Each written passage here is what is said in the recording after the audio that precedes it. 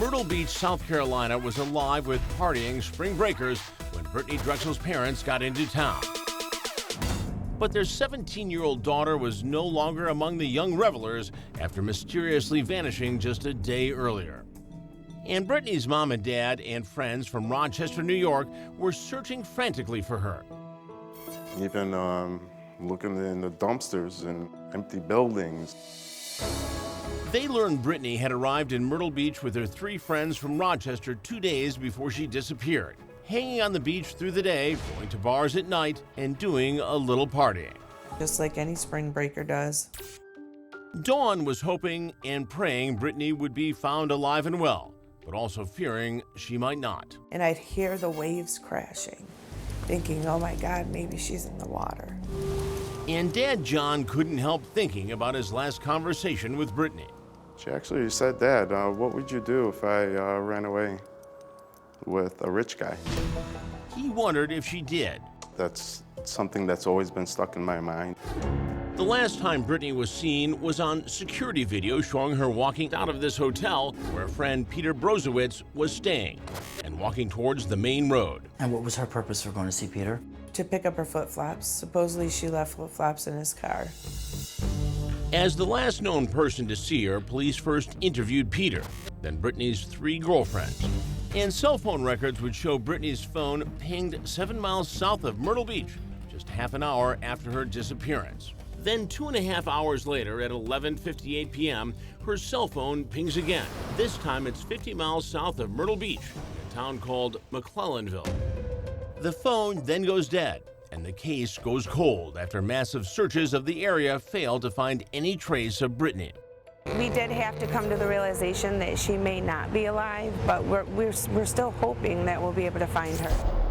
Now, more than 7 years after Brittanee disappeared, a dramatic break in the case. Taquan Brown, a prison inmate serving 25 years for manslaughter in an unrelated case, told investigators he personally witnessed what happened to Brittanee, saying she was kidnapped, gang raped, pistol whipped, and shot dead by several men led by Deshaun Taylor of McClellanville, the area, you will recall, where Brittanee's cell phone last pinged. I know Brittanee must have been so scared. Just the look in her eyes, I can just picture it. And what Brittanee's abductors are said to have done with her body after killing her is gruesome beyond belief. Investigators believe her body was dumped in a swampy area like this, teeming with alligators. I just can't get it out of my mind what they did to her. But Taylor denied in this interview with Crime Watch Daily that he had anything to do with Brittanee's disappearance. I want to give you the opportunity to defend yourself. Have you ever met Brittanee Drexel? No, sir. He says the same of Taquan Brown, the inmate who accuses him of killing her. I don't even know the guy. Is it possible he knew your father or your brother? Yes, sir. It so happens that just a year after Brittanee vanished, Taylor's father, Sean, was actually arrested for allegedly trying to abduct this other young woman in the same location Brittanee vanished. I imagine they would have hurt me. They could have been raped, and I don't think they would have ever found me. But the charges were dismissed because he had an alibi, and his son also claims to have an alibi the day Brittanee disappeared. Who can vouch for your whereabouts? A lot of my friends and family. The FBI has charged Deshaun Taylor in an unrelated armed robbery, and his attorney says he has an incentive to tell all he knows about Brittanee's case. Deshaun has the ability to get himself out of 10 to life if he could provide information, and he just doesn't have any information to provide. Special Agent Mike Connelly concedes there is not enough evidence to charge Taylor in Brittanee's disappearance, and says he can't disclose details of the case.